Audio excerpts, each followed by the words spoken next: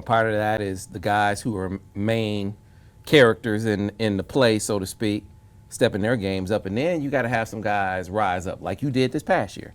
So you got a chance to watch practice from a different perspective because you weren't in spring ball. As you look back on it, without saying everybody, who were some guys that really flashed to you? It's like, man, that dude looks like he's ready to kind of step up to the next level.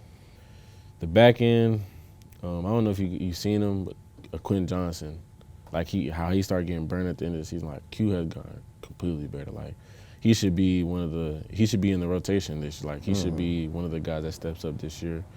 Jaden McBurrows, like he's finally got his chance. Like, bro, when I tell you McBurrows is a real football player, athlete, like he's gonna make plays. Like Jaden is gonna be that guy that steps up this year. Quick story, I went to watch him in high school. So he was matched up against Brandon Ennis, who was going to Ohio State, like 5-star receiver. And that's when I learned who Jaden McBurrows was as a hitter. Oh yeah, J-Mac. Because when I say he decleated this, man, if you go on Twitter, it's on Twitter. You don't even have to turn the volume up past 1. You will hear it. And it was like, ooh, you can hear it from the crowd, right? That is one of the things that I've heard from a lot of guys as hitters go. And it's crazy to hear him say it because, we haven't seen him on the field a lot. But it seemed like he has a reputation on the squad as one of the biggest hitters y'all have. Yeah, that first year camp, but he was thumping. Like, he was thumping. And, like, we was roommates, like, our whole freshman year. So that's my dog. Like, me and J-Mac, super close. And I remember we played, I think it was Wisconsin, my freshman year. The tight end had caught a corner route. Bruh, he hit him so hard. I think dude he might have broke his rib. I think he broke his rib and his helmet came off. And we was all, yeah, J-Mac be hitting. J-Mac be hitting. So I hate to compare it to Ohio State dude, but just from size to hit ratio, he reminded me a lot of, I don't know if you old enough to remember Antoine Winfield played for Ohio State. Played a long time in the league. I know my guy Ben Krasner remembers. That dude, pound for pound, one of the biggest hitters I've ever seen. That's who he reminds me of as a hitter. The question is, the other part of the game, have you kind of seen progress there? Because I know in the spring game, he was one of the ones that kind of stood out to me in coverage. So what have you seen from him in that regard? He's helped me, like J-Mac, when we first got here, he's always helped me with my man coverage because, like, that's what I struggle with, and it's my man coverage, and he has probably arguably the first, second, or third best man coverage in the DB room. Really? Mm-hmm. Like behind Will and Mikey, like him and Keshaun Harris. That's another guy who's just step up, Keshaun Harris. Keshaun gonna be good. And but yeah. That's who. Okay, so I hate to jump from Jaden real quick, but you sending me another thought. That's who some of the offensive guys were talking about. Like you ask them, and they were like Keshaun Harris.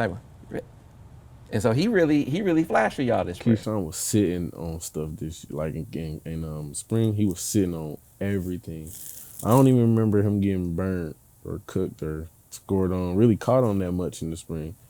And like he's taken a complete like jump from where he was like the past season and the season before to where he is now. Like you could tell he's like, okay, it's time for me to get on the field. He's tired of sitting. Okay. Like he's one of the other guys. And give me your take on we know he's still learning, still growing, still got a lot to figure out in the position, but your early thoughts on Omarion. Man, Omarion is an athlete that you would like rarely come across. The way, like I remember I think it was winter workouts, me and him, we always, like he was in my group when we did our sprints, and so he was always lining up next to me. And I knew he was the fastest dude. Omarion will always be like right here, and then the way he ran his 6 cone and all the other stuff, I'm like, okay, we gotta put this on the field, like, cause I knew he was coming to DB. We gotta flip this around. Like he's learning, but once he gets it down, Omarion gonna be something. Cause it's like 6'4", 6'5" at corner, and you can run like and move and change direction like you can move like. Mm-hmm. If he gets it down in the spring, the summer and going through camp, he should be. I believe the back end shouldn't even get scored on. Like we rarely do now, but it's like not even scored on, but like burnt deep, really. Right, and I gotta pick your brain real quick. I'm being selective now. I know they're learning, But the young DBs that were the early enrollees, just your early impressions of those guys. Cam and Jyaire Hill.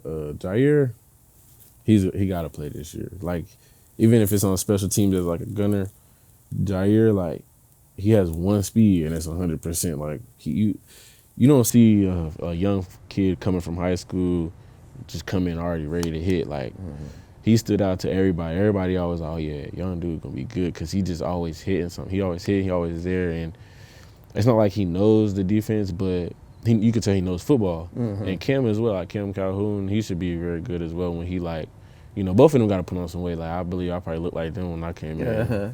But they got to put on some weight, and they going to be good. Learn the playbook, learn, like, just how college football, how college and everything works, and they should real be